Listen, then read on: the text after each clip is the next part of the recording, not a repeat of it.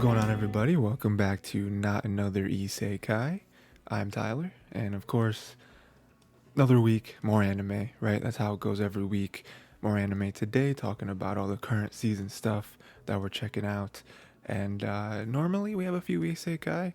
I actually don't remember how many of these are Isekai.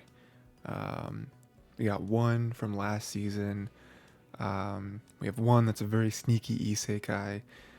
Another one that's more of like sort of an isekai. Three. um, Four. Does that count? I guess it does. We'll talk about it after. But yeah, we kind of do have a few isekai this season that are, and that just goes to show the quality, right? Because normally the whole shtick, is that too many isekai, 99% of them are garbage. But when you have one, even more than one, that sticks with you, it's like, okay, all right, it just kind of goes to show how good the show is. But yeah, talking about more stuff today. There is one show I'm gonna give you a heads up, and then you guys can kind of try to guess which one it is. There is one show. Remember last week? I think it was last week. I talked about how, like, all right, this is probably the lineup for the shows this season, right? Like, I think I've shaken out all of the, all the excess. That was a lie. There is one show that is being dropped today. I think that is really the final one. Which one is it? Maybe that's just just wait and find out. Um, but yeah. But for the most part, great stuff. We're really reaching the end, especially with some of these second core shows. Getting real close to the end, getting really exciting. So yeah, let's get into it with the first show that I think is getting, not really getting good. It's already good, but oh man, we got here we go. My Hero Academia Season 6, Episode 19. 19. So we're closing on the end, right? I think there's like 24, 25 episodes, right? This is pretty much what we thought it was going to be. I think I mentioned it last episode. Did I actually say that, or did I just think it? I thought that Midoriya resembled Batman. He was basically what's their city name? Well, I guess they're just in Japan, right? That's actually based in Japan. Basically, Japan's Batman, right? Because that's just kind of what he looked like at the end. He's like all like ragged and like by himself, and kind of stoic, put the hood up, the mask up, whatever. But yeah, he does. He is basically kind of Batman, you know. So we're at this new stage of Japan where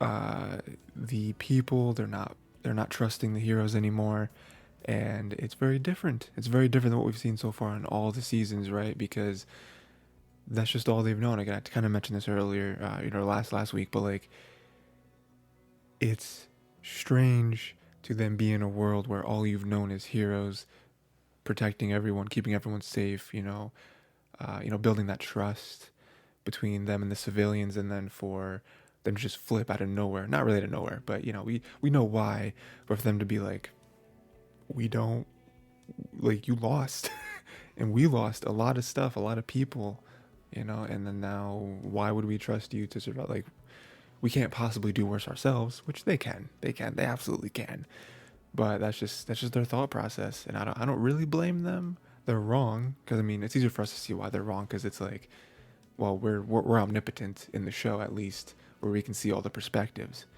But yeah, so it opens up, and it opens up in a very cool way, because they are doing this to show us just kind of like the world, just kind of one example of this like pushback that they're getting.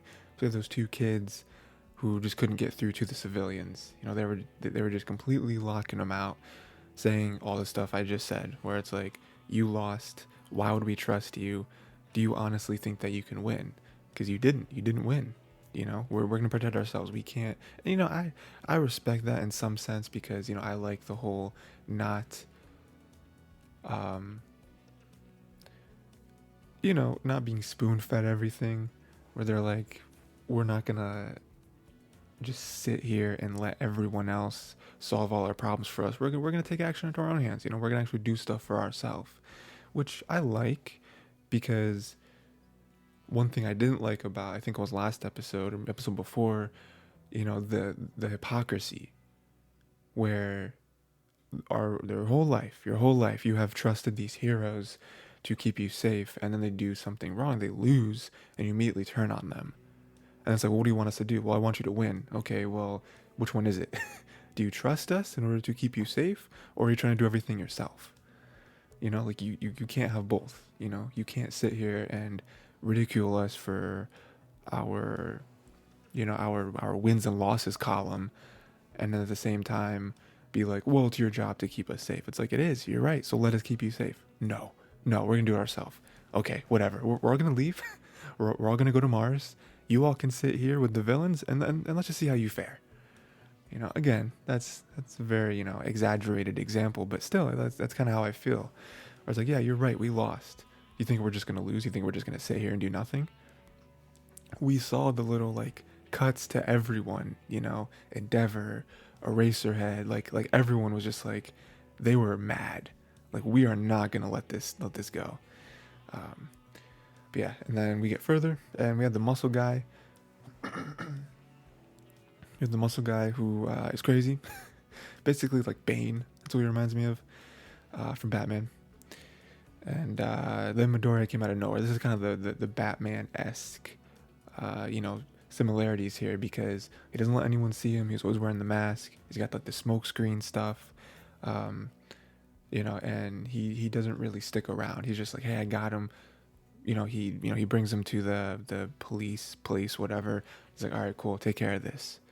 He saves the one kid, and he's like, all right, cool, get him some treatment.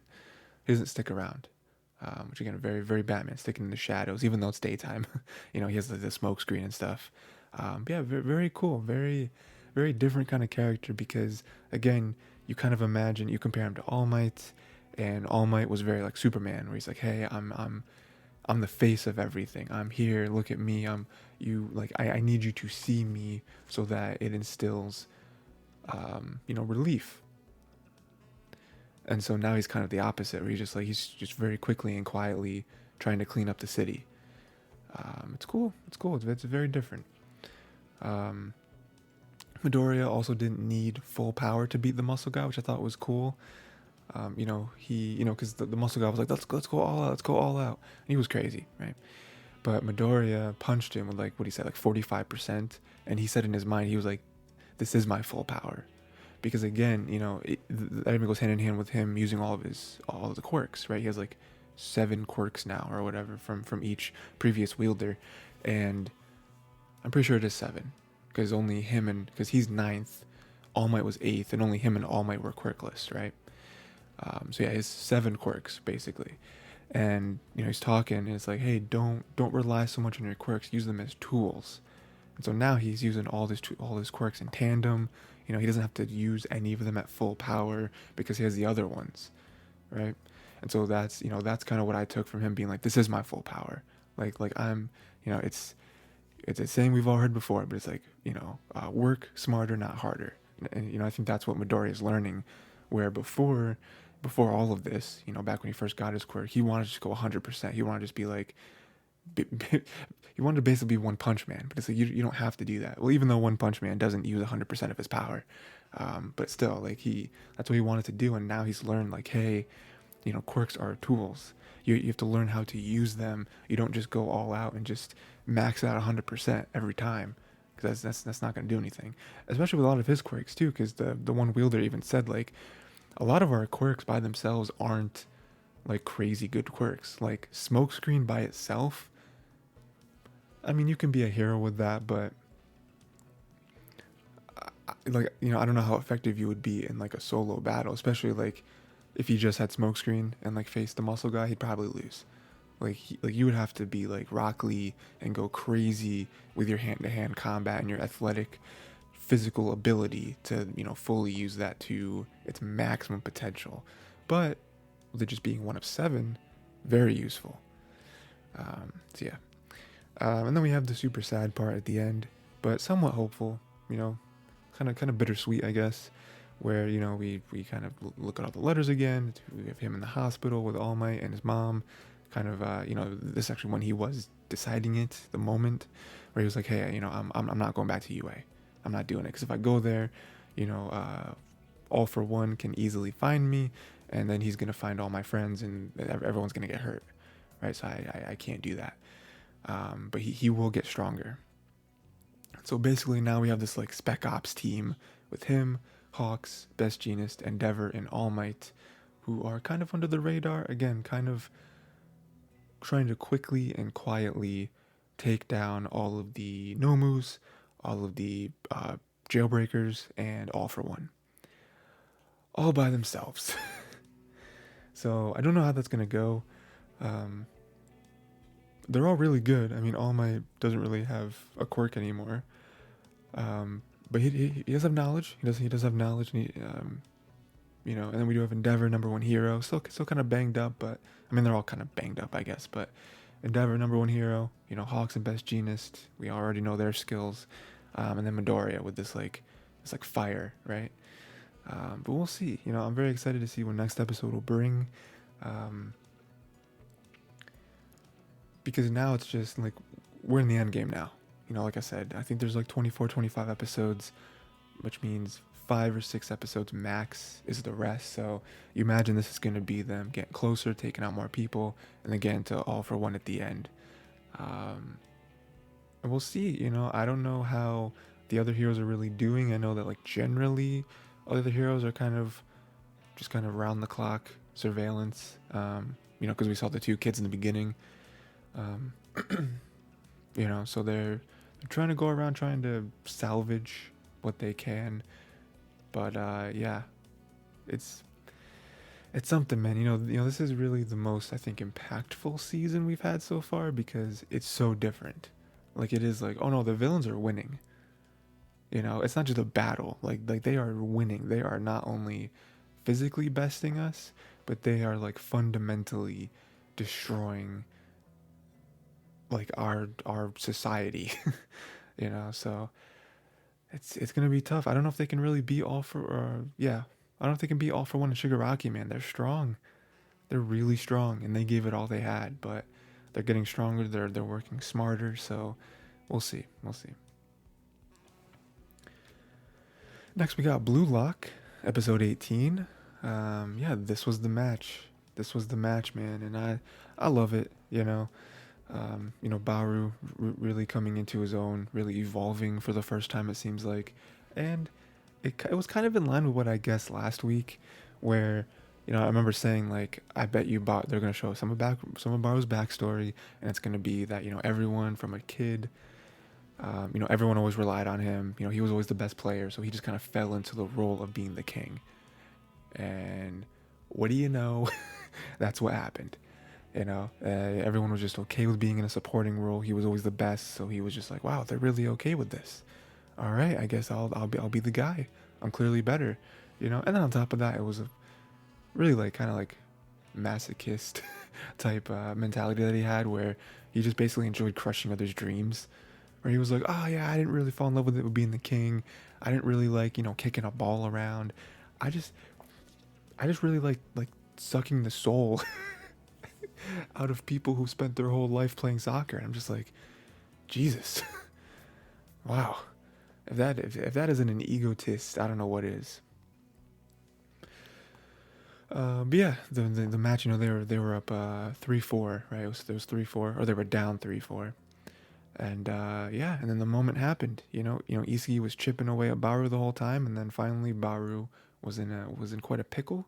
He wasn't able to get a good clean shot, and Isagi forced him to pass the ball to him, and Isagi scored. And that was the moment that we needed, where Baru finally felt despair, right? He was finally not the lead actor in the movie, and we needed that. He needed that, because he finally felt like what it was like, what it was like on the other side for everyone that has always been a supporting role. Because it's kind of weird, like he does, again, the whole like egotist thing with Blue Lock. That really is him, because he saw that as losing to Isagi, and it's like, you're on the same team. You know what I mean? Like you can't lose to him. Like you have to win, but he doesn't see it that way, And then we have the very, very, very end game where Nagati, Nagi intercepted Rayo's pass. He didn't block Chigiri from getting it. He just took the pass with his crazy ball control. And then they're just going up the field. And the funniest part of the whole episode was Baru like contemplating whether or not to pass it, right? Because he's finally been broken. He's a dethroned king. And he was thinking about passing it, and he imagined himself like sitting at home drinking and watching soccer. Not only watching soccer like the national whatever World Cup, but Isugi was like the star of the Japanese team. And that was like his worst nightmare, you know. So then that kind of woke in something in him, like he evolved, you know. He had this cool new like chop dribbling, which was insane. Yeah, he another really cool thing he did was he used Isugi to like block him as if he was like Isugi's shadow. And that was very confusing to their team, right? Because they're like, where's he going to go? He's kind of using his teammate to be in the way. And he scored, right? He scored. And that was a great moment, you know, because again, that was really what we needed, was for Baru to evolve in the game. Because if he didn't, it's not that they weren't going to win, because clearly if Baru just had his tail, you know, tucked between his legs, he would have just passed it to either Isugi or Nagi in that moment, and one of them would have scored. But, you know, him evolving, I think that greatly enhances their chances for future games. Because now he does kind of understand, right? You know, it's kind of what we got at the end where, you know, he admits that they were the first ones to steal the lead role from him, which I like, because up until that point, he was kind of this, like, one-track mind, like, meathead type character. And I like that he can admit something like that, because at least now he knows, like, he is self-aware, and hopefully, you know, this means that he will maybe pass it every so often in the games, and to show that, hey, like, this is the game. Maybe not, but I mean, even if he doesn't, it's like, well, we're just going to do the same thing that we did to you this game. We're just not going to give it to you. We're going to refuse to pass you the ball, you know. So I really hope that he, like, he learns. Like, I still think for the most part he's going to be Baru, because Baru is Baru, but I hope that he understands that they weren't going to win this game if they didn't do what they did to him. But we'll see. And then at the very end, they hit us with a cliffhanger that I really wasn't expecting them to hit us with, where they won, and now they have to pick who they want. They want Reo, they want Chigiri, or they want Kunigami. And to me, I would love to hear what you guys think. Love to hear what you guys think, because in my mind, there's only one pick. Like, it's Chigiri. Not to discredit anyone else, because listen, Reo is a good passer. He's a good playmaker. He's really good at setting other people up. You know, I feel like before this game even started, I don't think he would have been a bad pick, because they do kind of need someone to feed them the ball. So I think, you know, Reo would have been good. But the reason I wouldn't pick him is because he didn't really do a whole lot this match. Like, he didn't really shine. You know, he was just kind of there. He was just kind of playing team soccer, which is cool, you know, but like, there was nothing, like, when we have to steal another player from a team, we have to have an outstanding reason. And to me, it was like, I don't know, you know. And kind of the same thing goes with Kunigami. Because, you know, I love Kunigami's character, right? I love that he was really, like, one of, you know, Isugi's, like, friends, I feel like. But, like, you know, and he's really good, right? He has a really good shot.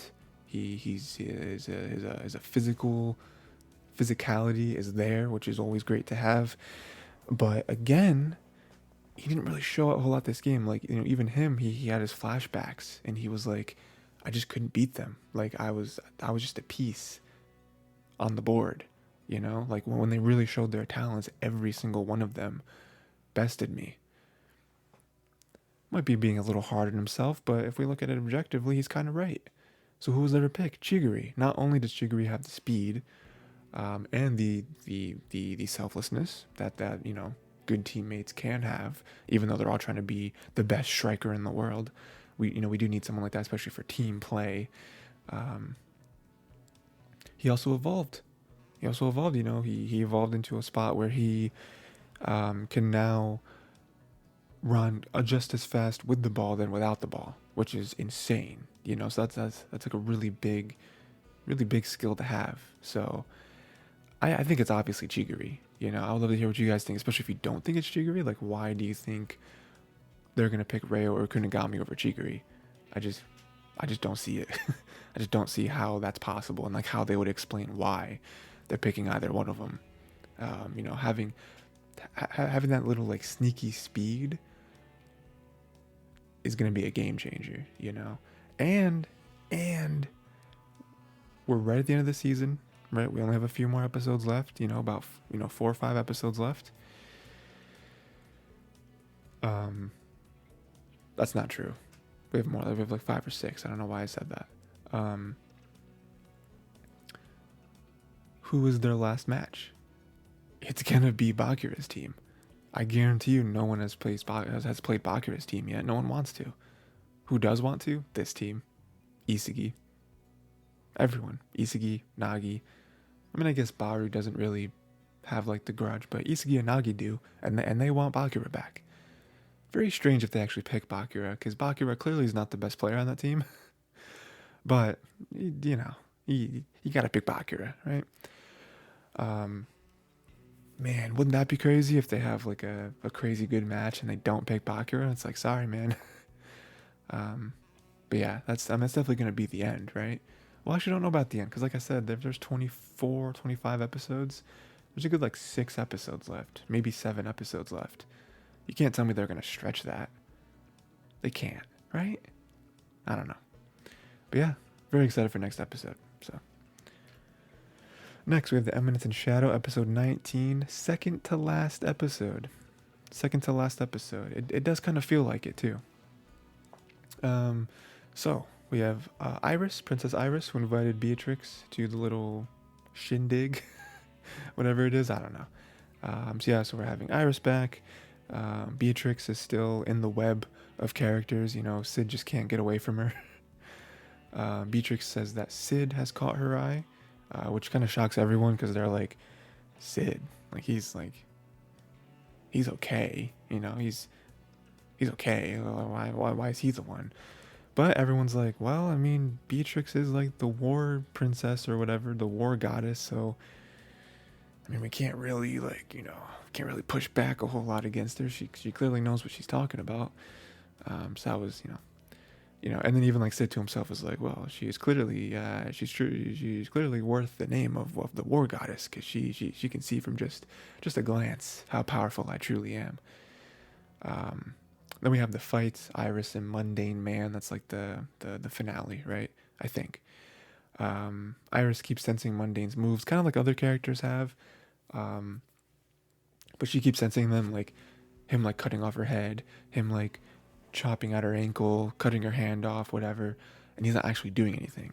But it's just like the aura, and like just like the aura of his true skill gets to her enough for like her to see what the possibilities are, and it like freak her out.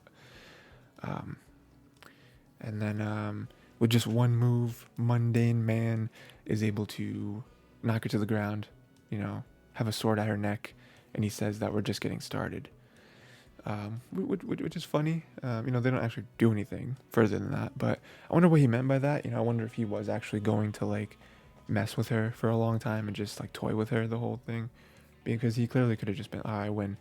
Yield. Do you yield? And then Rose is here. Very crazy. Didn't really expect to see Rose here. And she killed the king, aka her father.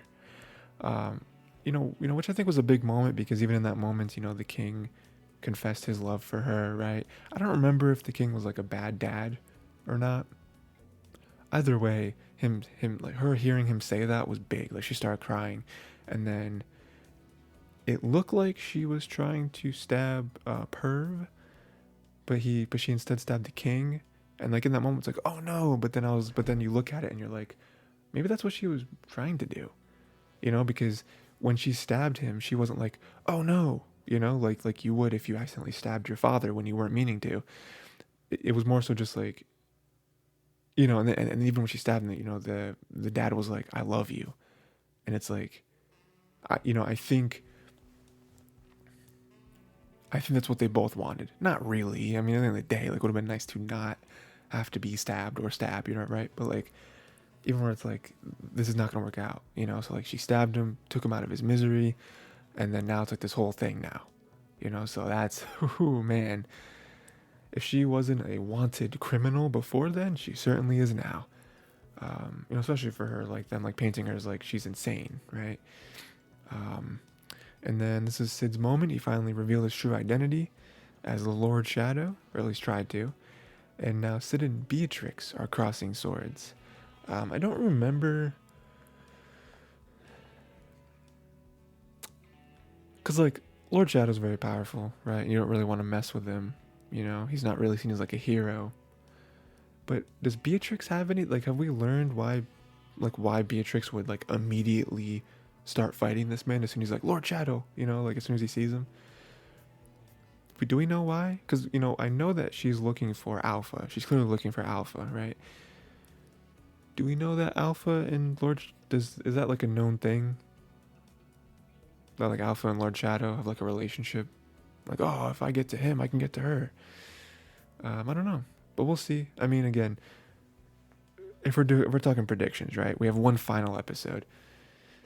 Just with this fight, do we really believe that Lord Shadow's gonna lose the fight? Do we? I mean, no, right? Like he is the classic parody of like an OP character, right? Like he's not gonna lose. But there's only one episode left. Like I really don't even know like like normally when you reach the finale of an anime, it's like, all right, here's what they're gonna wrap up. But now I'm just sitting here like, what are they wrapping up? What story exactly are they closing? What is the overall story of this show? I don't really know. But I guess next episode we'll find out. So, and then it's done. But next we have The Angel Next Door Spills Me Rotten, episode 6. Just a good show, just a fun show.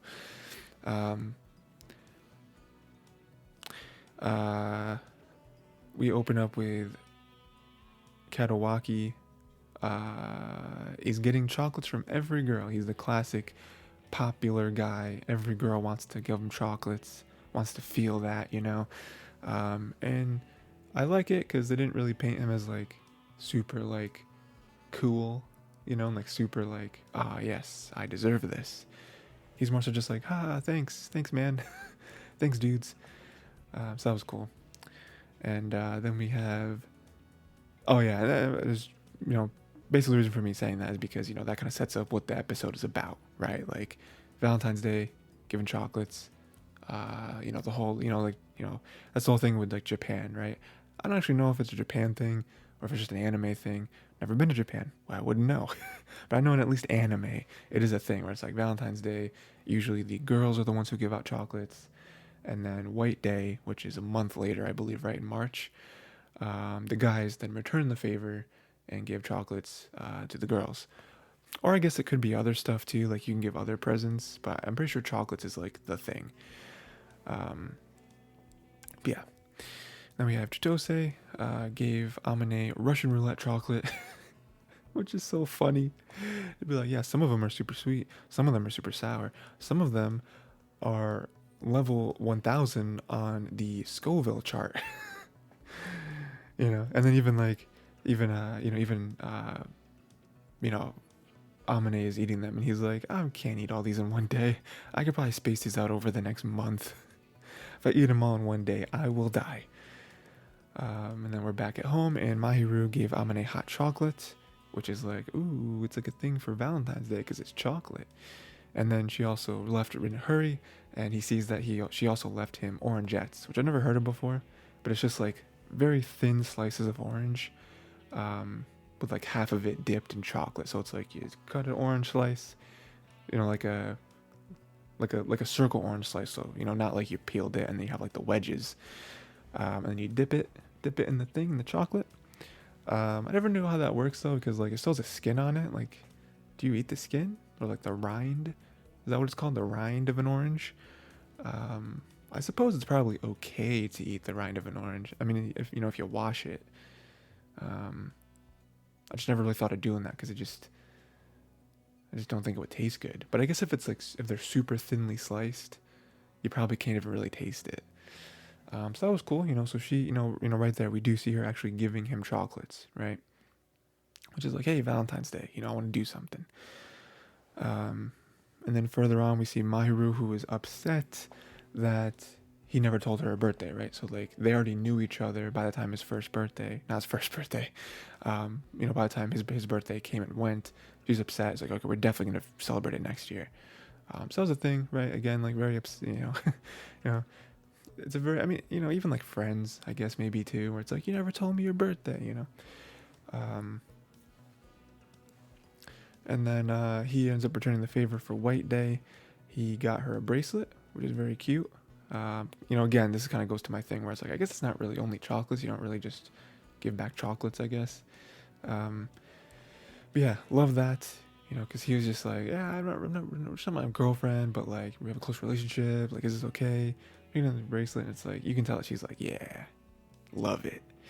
But then he also got her something like very cheesy. He got her like 2 wishes that she can use whenever she wants, and she used the one to so that hey, I want you to put my bracelet on for me. It's like, yes, such a small moment, but it's a very cute moment, and again, this is really one of the reasons why I love this show is that I feel like a lot of romance slice of life shows have tropes, right? I'm not saying this show like avoids tropes because there's a lot of them sprinkled throughout, but it is just those like small moments where it's not like super loud, it's not like in your face, it's not like, I don't know, like, they do get embarrassed at each other, I guess, but like, it's just the smaller stuff.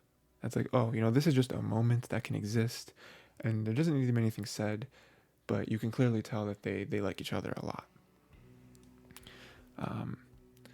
But if I keep that in mind, though, we have another wish. I wonder what the other wish will be. I wonder if that'll come back around in a bigger moment. I'm sure it will. And then another big moment, she's okay with physical contact, right? Like she's talked about before, how like she doesn't like people touch her. She doesn't like the physical, like don't touch me. And she gets a little embarrassed. She gets a little flush when Amane touches her to be like, look, you're all skinny. And then she's like, well, no, I'm okay if if it's you. I just don't want other guys touching me, whatever. And so that's like clearly like, all right, guys. What are we still hiding it for? Clearly, I don't know. It's very clear, right? And then she says that she cherishes everything he's ever given her, right? The bear, the hand cream, the bracelet, and something else, right? I forget what the other thing he got. There was one more thing. But yeah, she cherishes all of them, right? And again, it's just a very nice moment because, she doesn't take those things lightly, she doesn't want Amane to think that she takes them lightly. Like, no, like I take care of Mr. Bear, So again, one of those shows, if you've seen romance anime before, you know where this is going. They're going to end up together very soon. There's only 12 episodes of this anime, so it's not like a 2-core thing where it's like this whole journey. Like they're going to end up together probably very soon. We're halfway, episode 6. So not too much left. But yeah, I just can't wait to see it happen because it's going to happen. I don't know. Maybe, I don't want to say that because if this is based on a manga, there might be like 100 chapters and it's like, ooh, this is only covering chapters 1 through 20. And it's like, all right, well, maybe they don't get together. But yeah, I just love it. It's just, I always say this every week. It's a very feel-good anime. And, again, it's not like, it doesn't play super heavy into like anime-isms that other romance shows do, where again, they're very loud, they're very boisterous.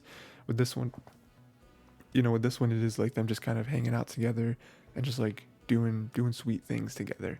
These like fun little gestures, and they're building it organically, right? So yeah, very nice. Next we have the Ice Guy and his cool female colleague, episode 6. Yeah, great show. So with this one we have the chief giving Himuro tickets and Fuyutsuki tickets to Nekomi Land, or Nekomi. It's probably Nekomi. To Nekomi Land, It's all about cats, I would presume. And yeah, so that just kind of sets up another, another moment, right? I feel like that's kind of every episode is then be like, okay, what is the next thing that they're going to do together? And them going to like a little amusement park type thing together. Very nice. Fuyutsuki and Himuru help the kid find her parents. So that was cool. That was kind of them being like, ooh, look how nice Fuyutsuki is. She's gonna help some random kid out find her parents. Very sweet. And then it kind of went the opposite too, where Himuru helped the one kid like not be scared or something, I think. And then Fuyutsuki kind of does what she does, where she kind of says things that I think she doesn't, like, in the moment she doesn't really understand how deeply they can be taken, where like other people would never say that, would never say those words in that way, in that order, because they know how it can be perceived, and it can be kind of embarrassing, right? So like Fuyutsuki was like, you'd make a good father, and so like again, it's kind of a weird thing, especially talking to someone that like you guys clearly like each other, and I think you guys know that you like each other. You guys just aren't really like dating necessarily. You're kind of just in that weird like middle spot. But like a normal person probably wouldn't say that in that sense, but she says it because she's being like super innocent. She's like, oh yeah, I think you'd make a good dad. And then of course Himuru hearing that is like, oh my god, oh, what does this mean? And then NAGATORO is the place of love and joy, right? We have the whole thing, and that's what that's what Fuyutsuki says, and it's just like, it's just a good cap to the day, or like to the experience, where it's like they both, neither of them are even close to regretting, going together to NAGATORO, right? But even with that, it's like, this was a good day. This was worth it. This was a good choice. Because I feel like that is a lot of both of their. I feel like more so Himuro. I feel like we're kind of in his head a little bit more of the time, and he's a little bit more nervous. I feel like that just goes to show, his character, and like, especially with him being the whole like ice guy. We always, it's very easy to see his emotions on his sleeve rather than Fuyutsuki, which I think goes again to what I was saying earlier, where, she just kind of says stuff. She just kind of says stuff very like deadpan. So I think they're kind of constantly in this like weird loop where they want to hang out, and they like the other person, but they're never really sure if what they're doing is right. Like if going to, for example, NAGATORO is what makes sense, if like the other person really wants to go, or if this makes sense to like build a relationship, but then always by the end of it they're like, yeah, good times. And then in that moment, I think, could be wrong, but I think Himuru was about to confess to her. He was real close, really close. But then the friends, I forget the friends' names, but then they kind of interrupted, right? Because they're like the whole time they like got split up. And they're like, hey, let's just kind of be on our own. And you can even tell, like, I think Fuyutsuki was like, oh man, I didn't think they were going to show up so soon. And that was her like veiled way of being like, I really wanted to hear what he was going to say. And then at the end of the day, they bought matching mugs. That's kind of the whole thing with the like almost confession thing too, where they're like, oh, but aren't people at work gonna like say stuff about us having matching mugs? But they do have matching mugs. That's very cute. And yeah, it's kind of where it ends. So yeah, just a nice day at NAGATORO. Them getting closer. So close that again, I'm pretty sure Himuru was about to confess there to her, and that would have been insane. So I wonder how much they're gonna tease us with that. Again, this is like a one course. We got 12 episodes, 13 episodes, whatever. So we'll see. Again, this is, that is, if you watch enough romance anime, you'll know that, with manga as well, romance anime, it's usually about two people who like each other and their like times together and the road to them being a couple, right? Normally the anime or the manga will end when they get together, because the exciting parts, the interesting parts, the entertaining parts was them doing the weird dance, them like being together, getting embarrassed, maybe confessing, maybe not, whatever, the like weird jig that they kind of they kind of tease us with, and then they get together finally, and then it ends, right? Because after that, it's like, oh, this isn't really exciting anymore. They're just kind of together, being like happy. It's like it's not really fun to watch or read. But there are some anime, manga that aren't like that. That they do get together, and it still goes on. It's still very entertaining. Like one thing, is Horimiya. Horimiya, very good romance, slice of life type show, or manga, that is also a show. I think it has like one season out. I don't know if it's getting more. Definitely deserves it.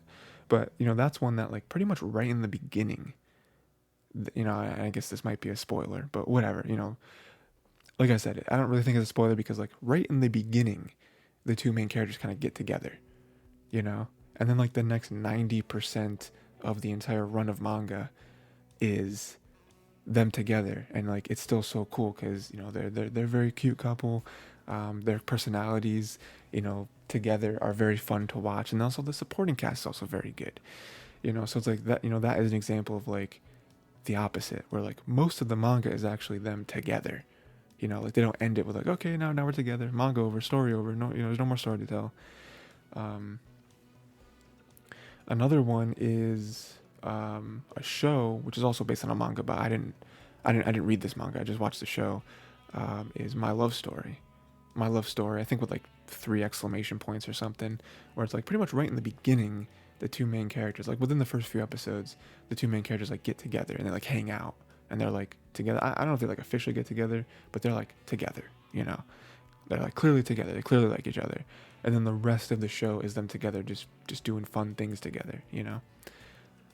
I've said the word together a lot. But so again, some of them do. So the reason I bring that up is because now we have this show where it's like, again, I don't know if it'll get another season. I don't know what it's based on, but I wouldn't be mad. Like this is one of the shows where I could see them getting together like before the end of the show, and it's still continuing because of just, they're basically together right now, aren't they? Like kinda, So we'll see. Next, we have the magical revolution of the reincarnated princess and the genius young lady, episode 6. This gets to some more like lore.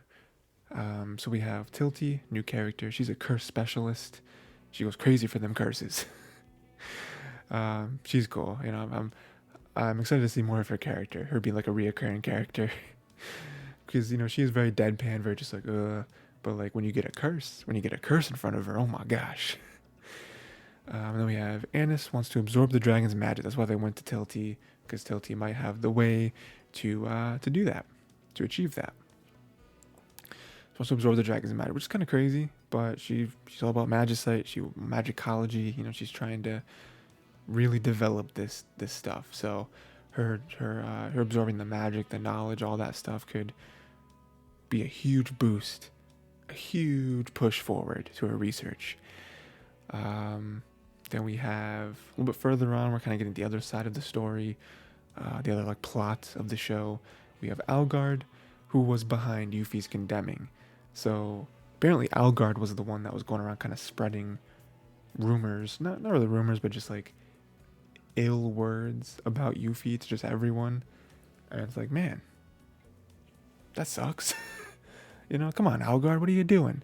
And it's that thing where it's like, I don't think we've learned why yet, but I feel like Anis that's kind of her thought process, where she's like, but Algard's not like a bad person, like just inherently he's not a bad person, like there are some things about him, but this is not with everyone. That doesn't everyone have, like, everyone has flaws, right?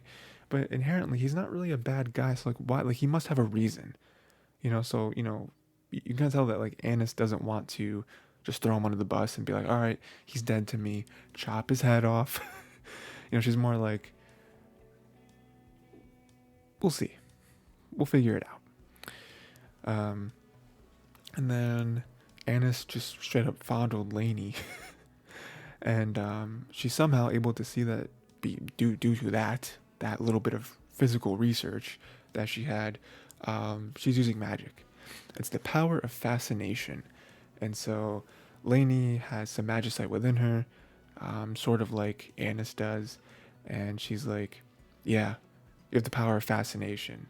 And then Lainey's like, well, that does kind of connect a lot of dots, where she's like, everyone's always kind of been nice to me just naturally, which has then kind of made a lot of other people hate me because of how other people like me, which also might explain the whole reason why Algard was very quick to just break off the relationship with Yuffie and go with Lainey.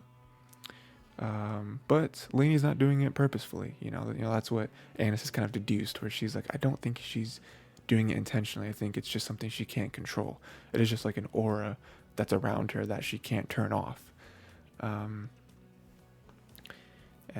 Yeah, so that happens. We see that she might be a threat to the whole country, apparently, because I mean that is a pretty powerful piece of magic right there. And then Annis, what does Annis do? She offers to take Lainey in, because of course she does. She's always the one taking in the stray cats. Ilya was like that, Yuffie's like that, and now Lainey.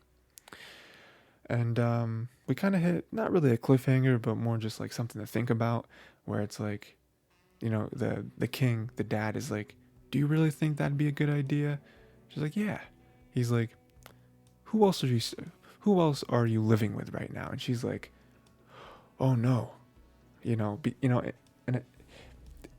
And I think that was them trying to be like, do you think you bringing in Lainey is going to be wise when Yuffie is already living with you? And I think there's a couple different reasons. I think the main one, which is kind of what the king was driving at, was Algard broke off the engagement with Yuffie to be with Lainey. You don't think Lainey's gonna have a problem with that? Or sorry, Yuffie. Like, does Yuffie have any sort of resentment for that? She probably doesn't. I mean, I feel like at this point, Yuffie isn't really that kind of character, but maybe she does. Maybe she does. She just hides it well, where she really doesn't. She really does resent Lainey for this. But also, I think on a deeper level, which may not be what the king was referring to, but something that we can see, Yuffie clearly loves Annis. Like, I mean, again, if you've watched any sort of shows like this, like Annis and Yuffie are like together. Like they like that is where this is gonna end up. They're gonna be like a couple. They gotta be. So just with that notion, bring in another girl. Even if Yuffie doesn't resent Lainey for what happened between the Algard situation, I think she's gonna get jealous. I think she's gonna feel real insecure. She already kind of feels insecure because her whole life was ripped away from her, and she feels like she has no purpose anymore. So now she's kind of clinging to you, and you're gonna bring in another girl. I don't know. I don't know if that's a good idea. So we'll see what happens, though. I mean, I think at the end of the day, I think it is gonna open up with her taking Lainey in, and I mean, maybe going to Yuffie and being like, hey, so here's the situation. And we're going to kind of see how Yuffie responds to this. Because again, one thing I've kind of been mentioning or just kind of like brushing against with most of these shows is that we're on episode 6.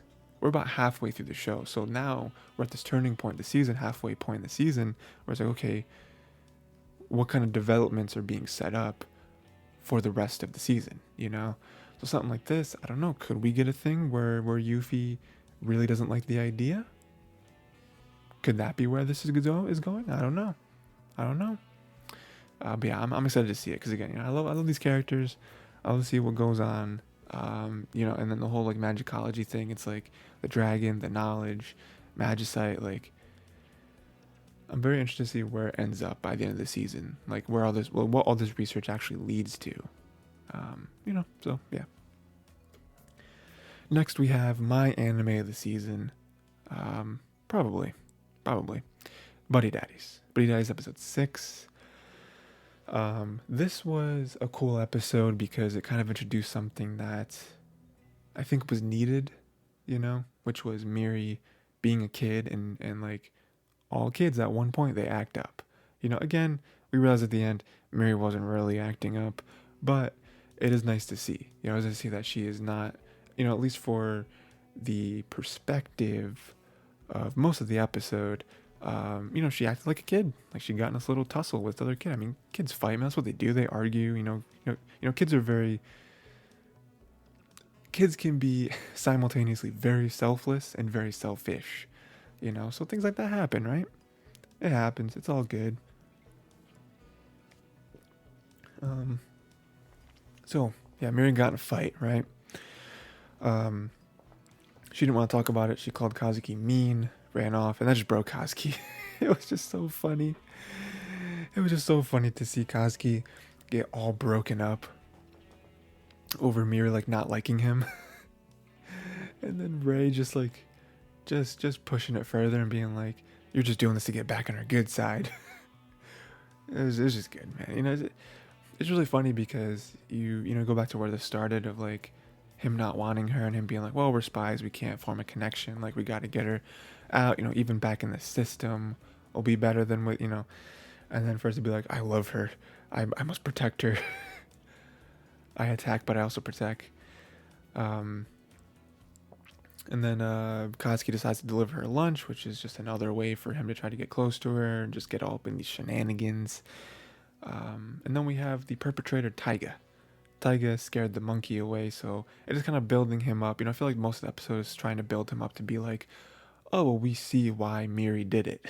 Like, Taiga sucks. He's just this kid, a snot-nosed kid, trying to get all the attention. And it's like, oh, yeah, I see why she was like, you're being mean, and just decked him. And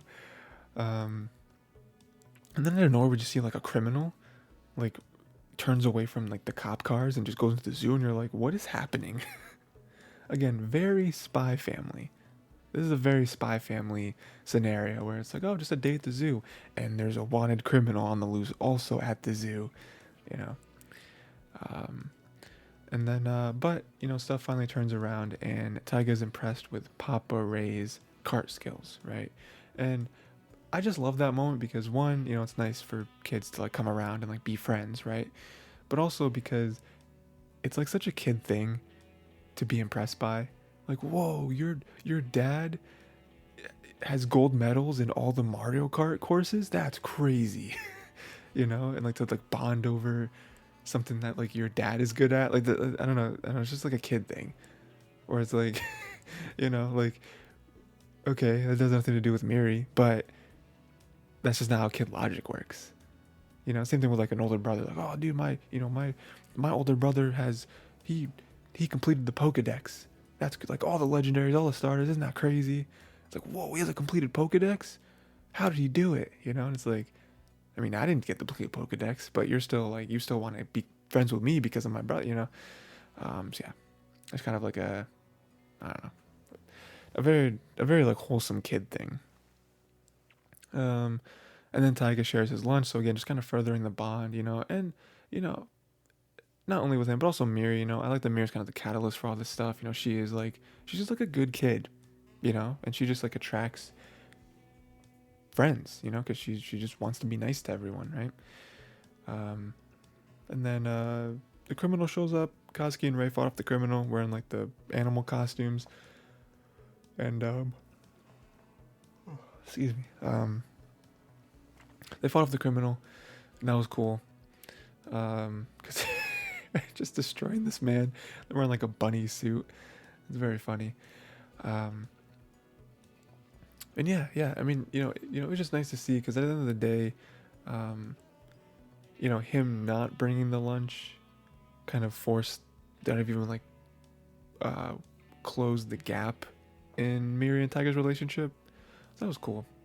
I was definitely like part of me was expecting at one point for Miri to be like, I know that's you, Papa, because like, I don't know, just like a weird like kid thing where it's like, I can tell that's you, or something, because, Miri has been very perceptive in the past, but it never happened. It never happened. Then they find out that Miri never fought, Miss Anna, I think is her name. She wrote in the journal like, "Oh, we found out what happened." You know, I mean, honestly, I think that was either. I mean, honestly, I would like to think that Taiga wrote like he finally confessed and like he told Anna like, hey, this is what happened, you know. Which is like a product of them becoming friends. You know, I would like to think that's what happened. Like, hey, I'm sorry. Like, she didn't hit me. I was doing this, and she did it by accident. It wasn't her fault. Because again, like I said, there are moments like that where kids are just kids, and they're just like, well, this is what happened. This is what happened. So, but yeah. So again, just another good episode. I'm going to the zoo, the spy stuff. Again, a tough parenting moment for Kazuki, and he's able to get past it. So again, like I said, I love the spy stuff. This is very similar to Spy Family, where if you haven't watched or read Spy Family, please go do that. It's very, very good. But it's just that thing where it's like, hey, I love the spy stuff, but I just want the family stuff. I just want Kazuki and Rei and Miri to just do stuff, like that's the show for me, you know. So if they can just keep doing that, 10 out of 10, 10 out of 10 anime. Well, I don't know about 10 out of 10, but good, very, very good. Next, Vinland Saga Season 2, Episode 5. Probably my real anime this season. Like, I love Buddy Daddies, don't get me wrong, but Vinland Saga is like the one. Vinland Saga is like, you are entrenched in this show. Episode 5, I don't know if I said that. So, we have a little bit of a flashback, sort of just like a recap to where Askeladd, real name Lucius, he was the rightful king to Britannia, and this was kind of a whole episode kind of playing off of that. It was kind of more so the world, what else is happening, in the country, because that is very important to the story of Vinland Saga. It's not only Thorfinn, like it's not only Thorfinn's story. It is what's happening everywhere. So that is really the whole episode was kind of learning about other stuff, and I didn't dislike that. I do like seeing Thorfinn, especially would like him to get to the point where he's just like going crazy again, but we'll see. So yeah, this was more like world building. Like, hey, remember those other characters that you kind of loved? Let's kind of catch up with them, because I'm sure they'll come back around at some point with like the Thorfinn story, right? King Swine, his death caused a war because he was the king, so him dying is like, whoa, everything's out of whack now,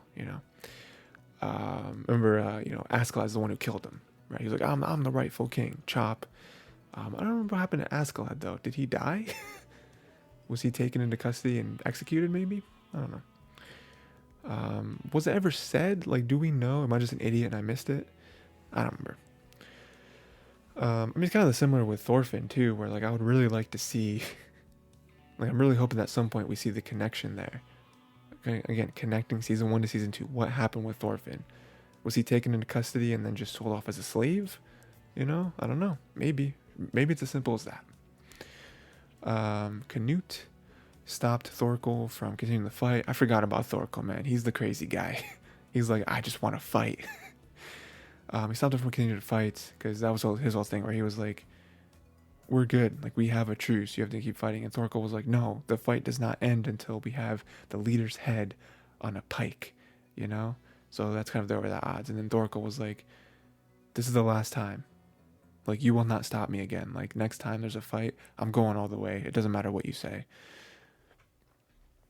Canute rejected Edric's silver, right? So Edric was basically trying to bribe him and be like, hey, get out of the country for 4,000 silver, and you'll get another 4,000 if you accept. And Canute was like, wait. You're trying to buy me out of my own country so that you can just do whatever you want? No.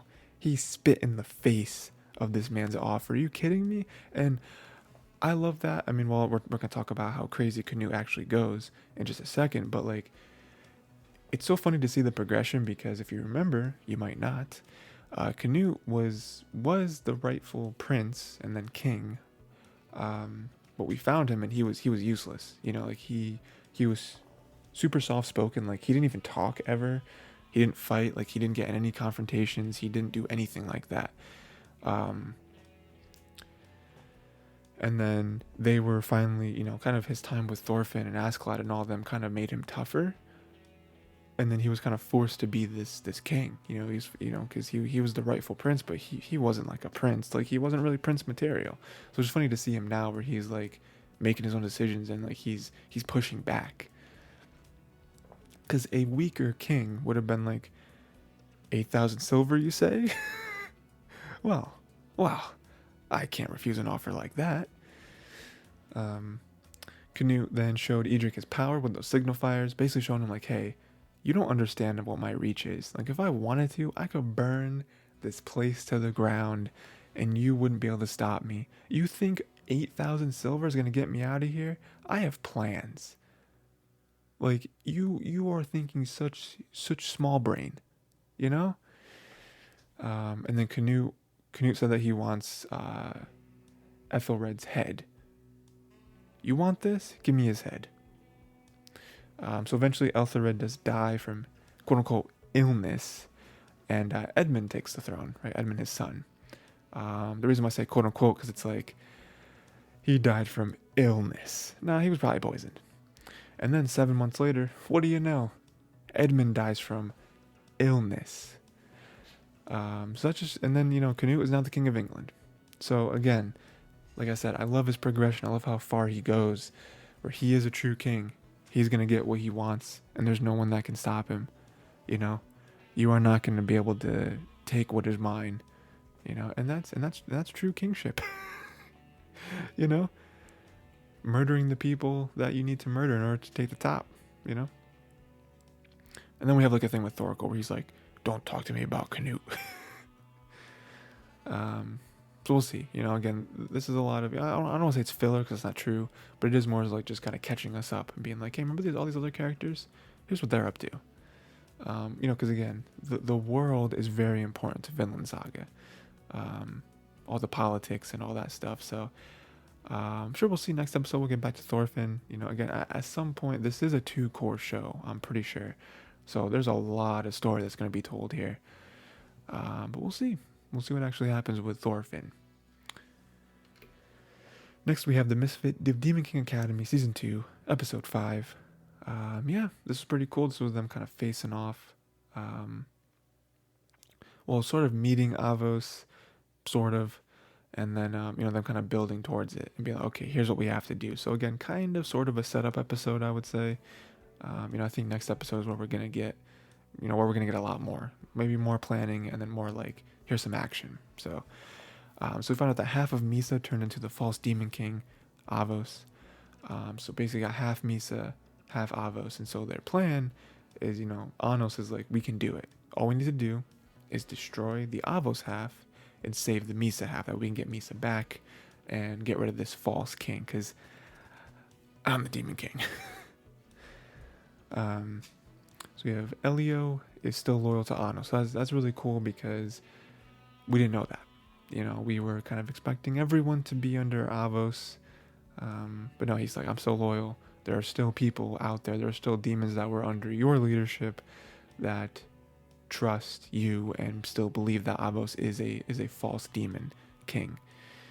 So that's cool. He does still have allies out there. And apparently they're just killing all the hybrid demons. So if you're a hybrid, you're not worth it. We're sucking your soul. We're killing you. Which is crazy. Really nuts. Again, because it goes that thing where it's like, but this is just how I was born. Like, why am I, like, me being born who I am as a crime? That's insane. And then we get to like real, like, is this a analogy to racism? Yeah, probably. Probably a mixture of racism and classism, right? Which are many times the same thing, unfortunately. And then Anos' parents save that one girl, Amelia. They save her from almost having her soul sucked. And then they're kind of in trouble. And then Anos comes in and saves them, saves everyone. Just like turns those guys to dust. And it's like, geez, And then Amelia, this whole kind of thing with Anos, and she kind of breaks down. Anos kind of breaks her down. And we're not sure what she wants to do, because I think initially she really wants to be turned back into a pure blood, that way she can live, be part of royalty. But then there's part of her that's like, because Anos is trying to like make her see the picture of like, so you're cool with it? Like you're you're cool, like you're cool going back to like a full blood, and just you're cool with what everyone's doing. You know, as long as it's not you. You know, as long as you're safe, you're just okay with what everyone is doing, which would be your people at that point. Because if you're cool with that, I can change you back. You know. And she starts crying, and Anos leaves because she's torn. Because again, it's a thing where it's like, once you see the other side, are you okay with going back? Knowing what is happening to everyone, knowing what they would have done to you just because of your bloodline. But you know, once you're back, everything's fine, right? No. And any normal person with any sort of real morality wouldn't be able to just take that. So that was very clever by Anos for pointing that out. So yeah, like I said, a lot of setup. You know, they're kind of here. I think earlier at the end of the episode, they're like, "Let's go. This is a secret passage to the demon dungeon or whatever." So, you know, I think next episode is gonna be a lot of action, a lot of working their way to Avos. Next, we have Don't Toy With Me, Miss Nagatoro, Season 2, Episode 6. Again, just another show that I just really enjoy. So we have Nagatoro asking about Christmas present with her sister. I forget what her name was, like Anatoro or something. It's probably nothing like that. I think I just made that name up. So yeah, asking for a Christmas present, very clearly asking about it to give to Senpai, but she would never admit that, you know? Again, you know, I love that it's like Nagatoro has her own Nagatoro with her older sister. And Senpai has a Christmas dream where he gives her a present, and I think Nagatoro loves it, and he wakes up and she's like, I wonder how she's actually going to react, you know? Because again, he has no idea, right? She might make fun of him, she might, you know, we don't know. And they basically spend the whole episode like trying to get alone so they can exchange gifts. Like they kind of want to, you know, they want some privacy, right? Like I get that. And they never can, right? Like the friends burst in, the like principal or whatever walks by, or something crazy happening in the nurse's office. And then they even get to the roof, and there's about 17 couples up there, all acting very much like couples. But then they finally just say, who cares? Like, especially with that, it's like they're preoccupied. Like, no one is looking at us. And also, everyone is kind of being, like, romantic up here. So, it's not going to be weird, you know? And so they exchange gifts, and they've got each other scarves. They got each other the same thing, which is cute, you know? Oh, my God, we got each other the same thing. It's crazy. You know, she even kind of makes fun of him, like, oh, stop copying me, you know? So yeah, that was very nice little thing there. And again, you know, because Christmas present it is much more of a romantic thing in Japan, much more of a romantic holiday, or at least like intentions, right?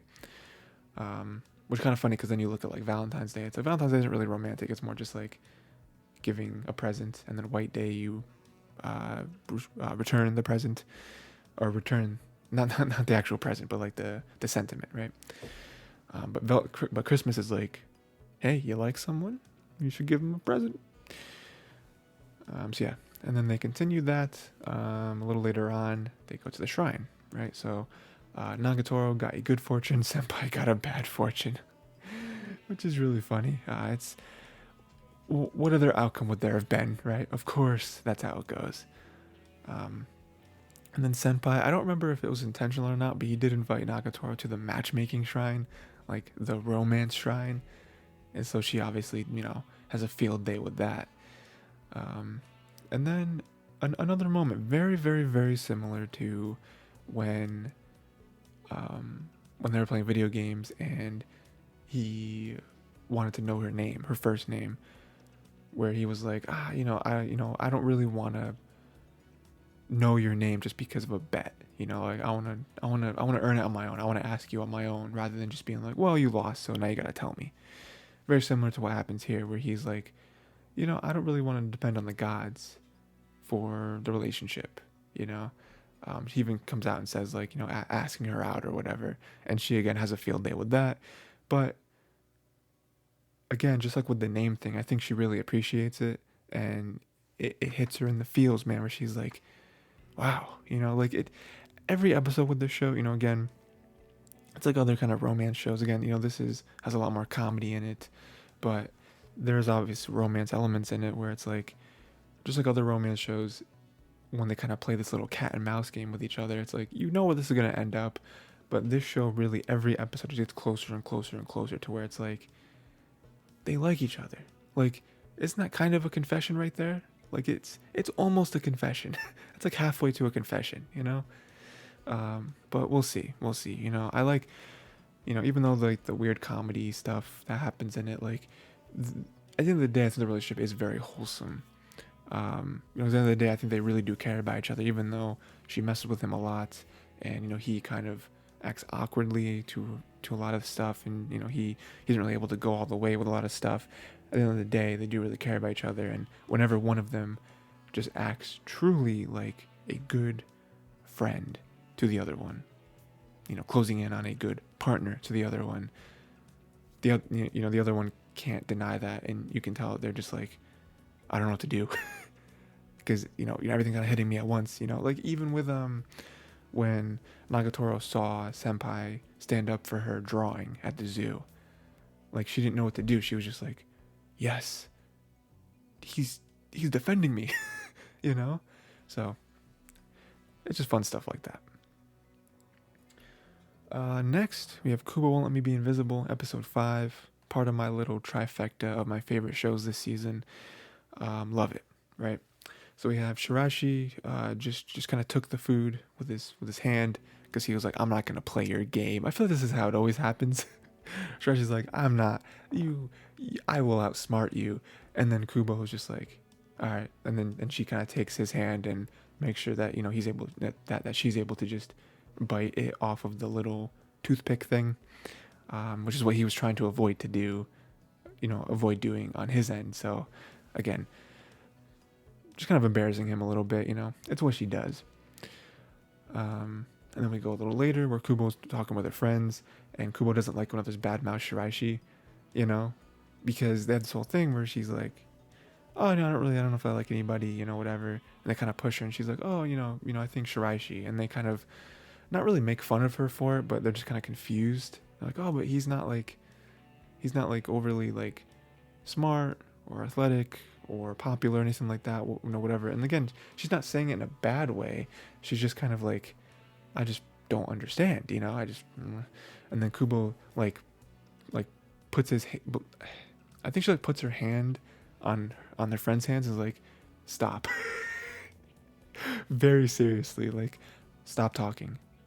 And then she says like, I don't like when others badmouth Shiraishi who don't know him. You don't know him like I know him.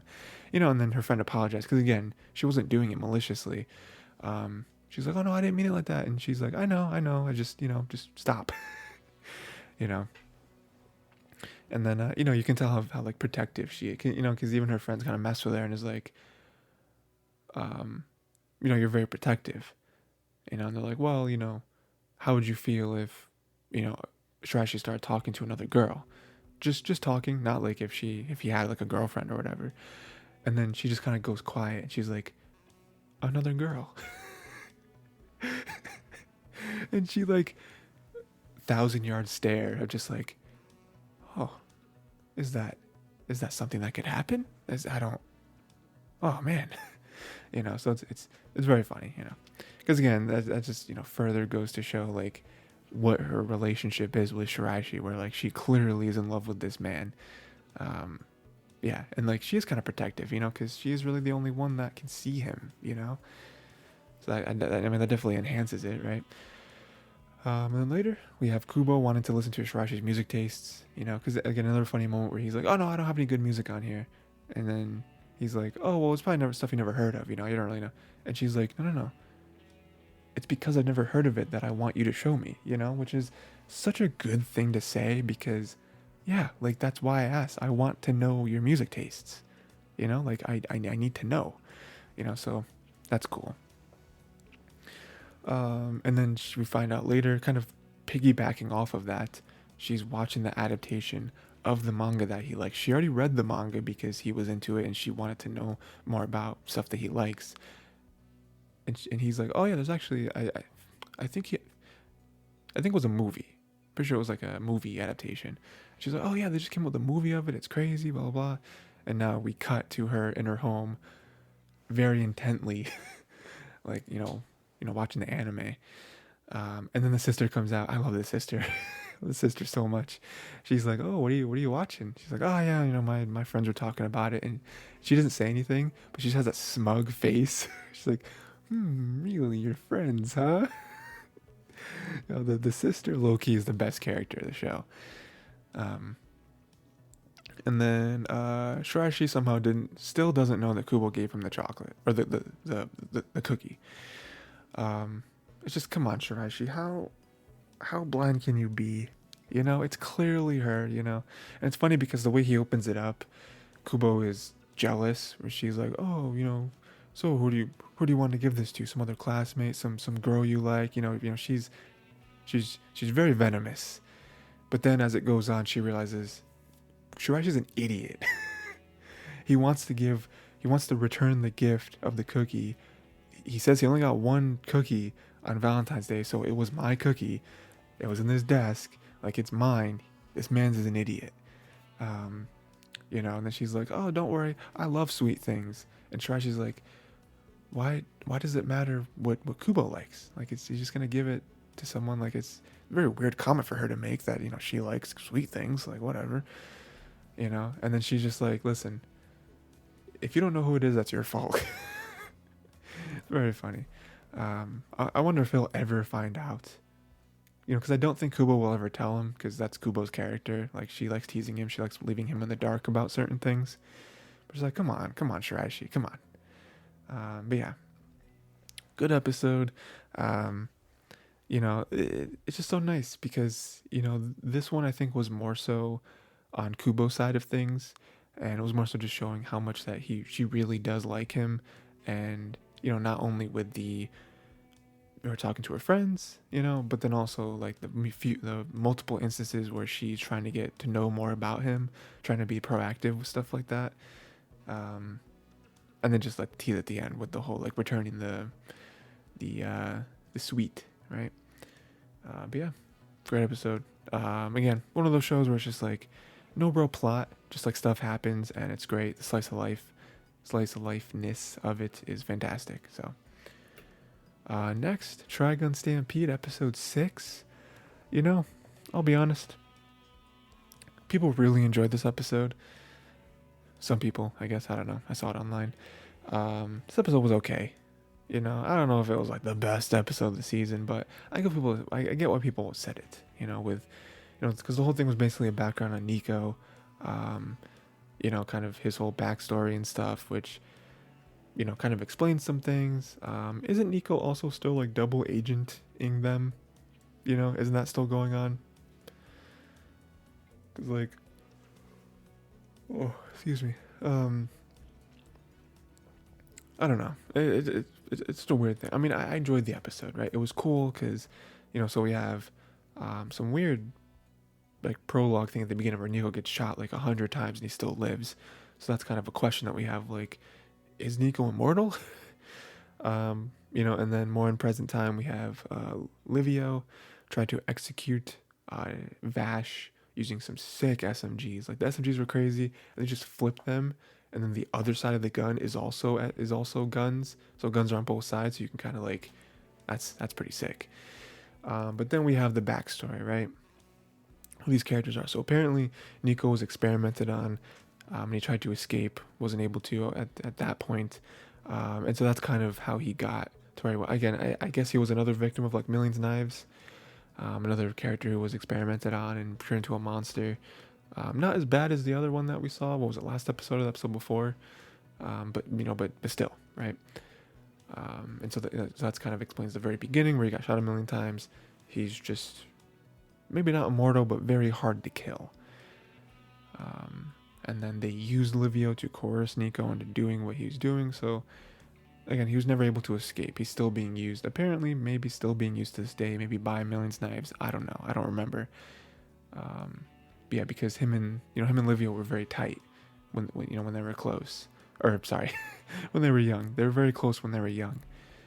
So they kind of coerced him like, hey, if you don't do what we say, look what we have. And they brought in the little kid Livio. So Now that he's here, it's very interesting. But now there's like a whole army after them. We can jump back to present time. You know, Nico, Livio. There's a whole army, probably sent by Million's Knives, I guess. Has something to do with Livio, I'm sure. Yeah, that's kind of just how it ends. You know, like I said, the main part of the episode was the backstory. Like 80% of this episode was just Nico's backstory of how, you know, he was a kid and Livio was a friend and, you know, doing fun stuff with them and then experimenting on for months and months to grow crazily, you know, like in such a short time when he should still be a kid, he looked like an adult because of the weird stuff that they were doing to him. So that was the most, again, they were trying to humanize Nico. I think they did a good job, but again, isn't he still like lying to Vash? Like, he's not on their side, right? Like, wasn't that what we saw a couple episodes ago? Where it was like, but you love killing friends, right? So, I don't know. I don't really know at this point. You know, he might be one of those characters that turns around and he's like, oh no, I actually have come to love these guys, you know? I don't know. But we'll see. Even right now, there's not a lot of time to think. There's an army of people after them. I don't know how they're going to get out of this. Vash is nice though, man. One thing I didn't mention was when Livio came at them and he like shot like do, and then it cut back to him and you just saw Vash on his side with the gun, and it was like, ooh, Vash is quick. And then he like dodged out the way, spun like that. That was crazy. Vash is nuts when he wants to be. It's so cool. But yeah, we'll see. Again, we'll see how our heroes will escape this fine mess. Next, we have KAINA and the Great Snow Sea, episode 4. Except we don't. At the beginning, you'll remember that I said one of these shows have been dropped. I've talked about every show so far, so the options have been dwindling for any of y'all's guesses. If y'all guessed KAINA, y'all guessed right. I did drop KAINA. It was kind of really the last show on the chopping block for me, where every other show, like I said, I kind of finished dropping a lot of shows last week, and this one for me was still the one that was just kind of clinging on. You know, this episode was the make or break one for me. That's like, this episode has to be the one that I get into where I'm like, I'm in. But it wasn't, unfortunately. I just kept watching it and I was like, yeah, the characters are cool, I guess. The world is kind of neat, but there's just nothing about it that's like hooking me. You know, it's just another story. You know, again, I think I've talked about this before, but there was a show called To Your Eternity. I think season 2, is season 2 airing right now? Maybe it aired last season, I don't know. But again, very popular manga, very popular anime. And I watched most of the first season and I just couldn't finish it, and I couldn't get excited for season 2 because to me it was cool, but it was really just some characters traveling and just doing stuff. Like, to me, there wasn't really any stakes. There wasn't any real plot. It was just like, oh, now we're here. Oh, now we're here. And it's just like, I don't care about what's happening. You know what I mean? Like, why does any of this matter? And so with KAINA, you could argue like, oh, but their places are getting destroyed and there's the Valgia and there's the, like, I get it, but those things aren't interesting enough to me. Like, the Valgia aren't interesting to me, you know? Like, it's different to me than like if you watch Avatar: The Last Airbender.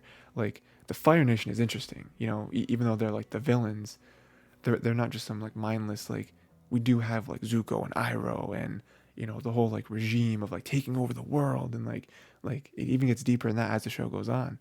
They're interesting to me. The Val games are just like, yeah, we're here.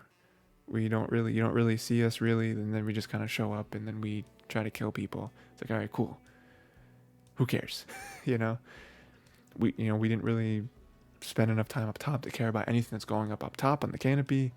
You know, Riria's taken, you know, it's just like, it's just a lot of like puzzle pieces that aren't really connecting for me. And we're already 4 episodes in, 5 episodes in.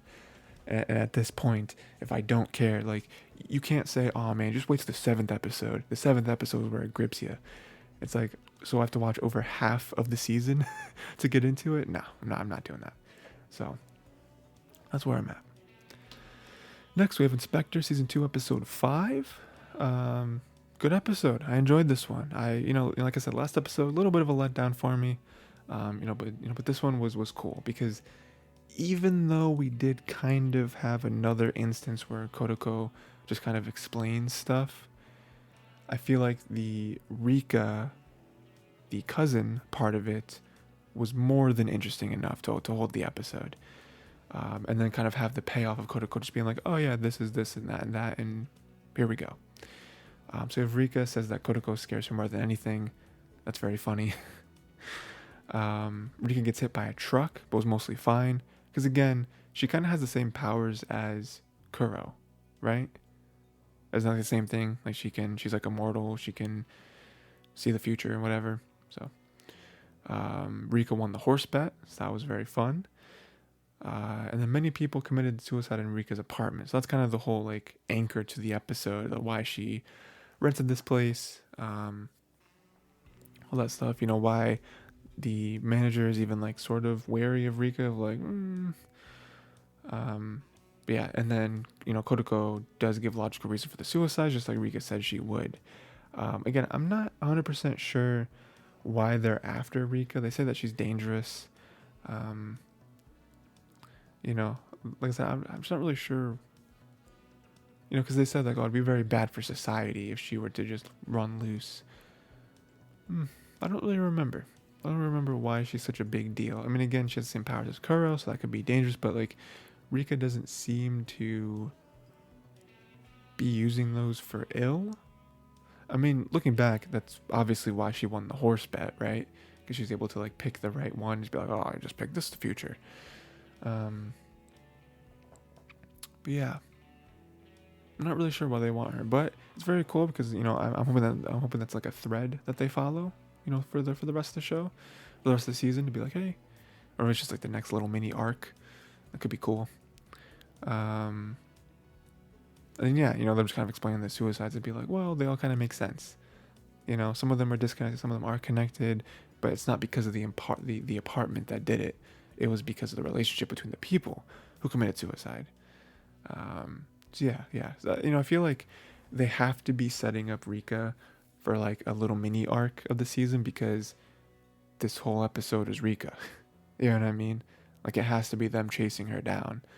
So again, I'm very interested to see where that goes.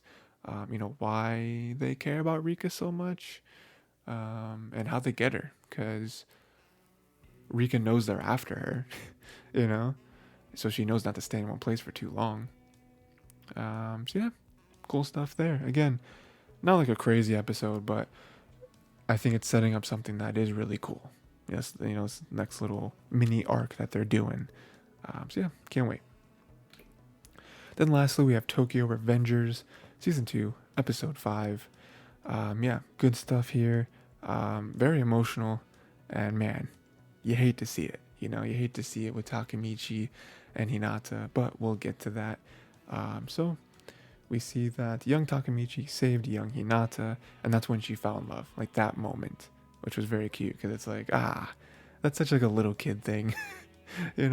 Oh, he saved me from bad people, and he was wearing a cape and all that stuff. So, and then he remembers that he's supposed to dump her on Christmas Eve, because he goes back to the present that he was at before, sometime last season, and he remembers talking to Hinata, and Hinata was like, yeah, this is, you dumped me on Christmas Eve right here. And then she's like, why? And Takemichi, I believe he didn't really have an answer for her. He was just like, I don't know. I don't remember. Because he didn't, why would he? So now we're finally getting the answer. And so we have Masato, who is Naoto and Hinata's dad. He kind of comes out of nowhere. And Masato thanked Takemichi because Naoto said he wanted to be a cop, right? Because that's also what Masato is. He's a police officer. So that's really cool, right? And Takemichi's like, I don't do anything special, whatever. But you clearly tell that, there's a reason why Naoto wants to do that. It does have to do with Takemichi. That's really cool, right? And then we're like, all right, this is a good time. And then Masato wants Takemichi to break up with Hinata. And it's crazy because you immediately have that like reflex in you where you're like, no, and also no. And then you're like, oh, it's just like the dad, just the dad being a dad, right? that he's no. Of course, very cliche dads in media where no one is good enough for their daughter, right? So you just kind of think that's what it is. But then he makes a very logical, explanation where he's like, "You're a hoodlum. Can you, without a doubt, say that Hinata will never get mixed up in what you're doing? Like she will never be in danger." And he can't. He can't say that without a shadow of a doubt. And what is this whole show?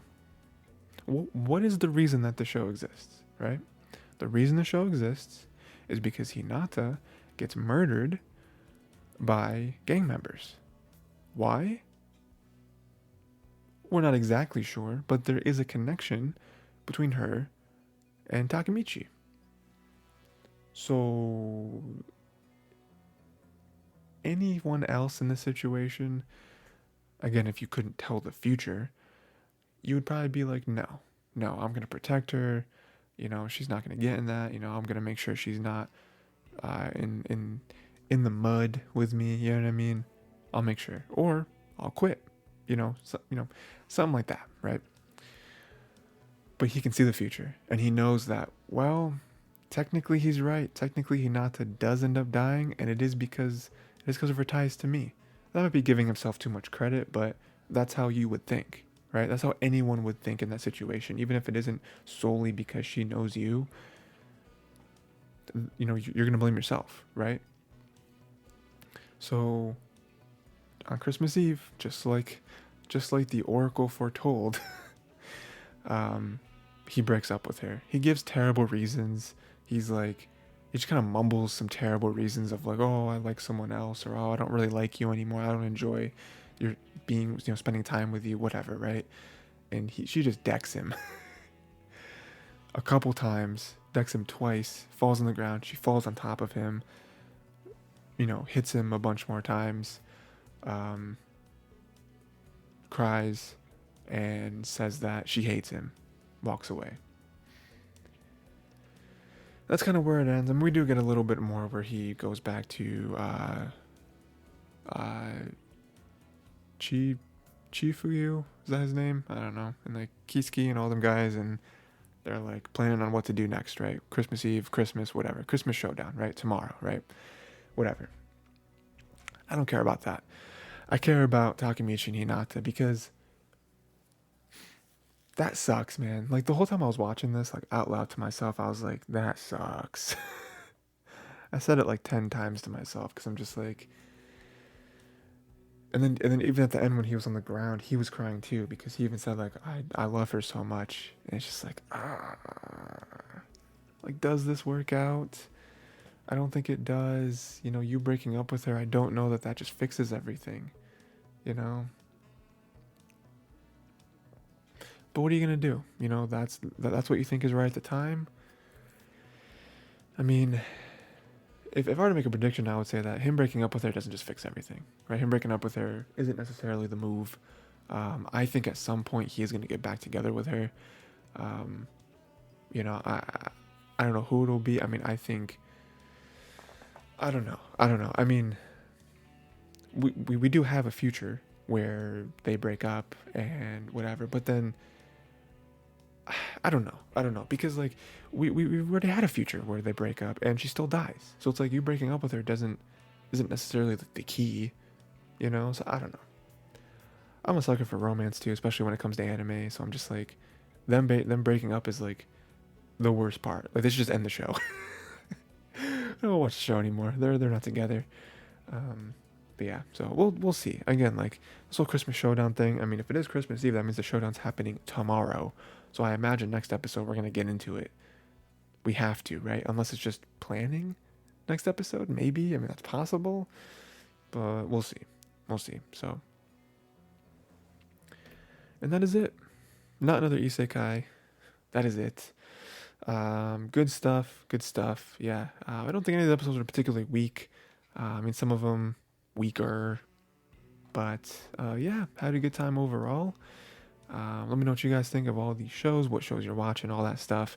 Especially some of the 2 core stuff. Those are ending. I mean, they're ending with everything else this season, except for Eminence and Shadow. That's ending next week.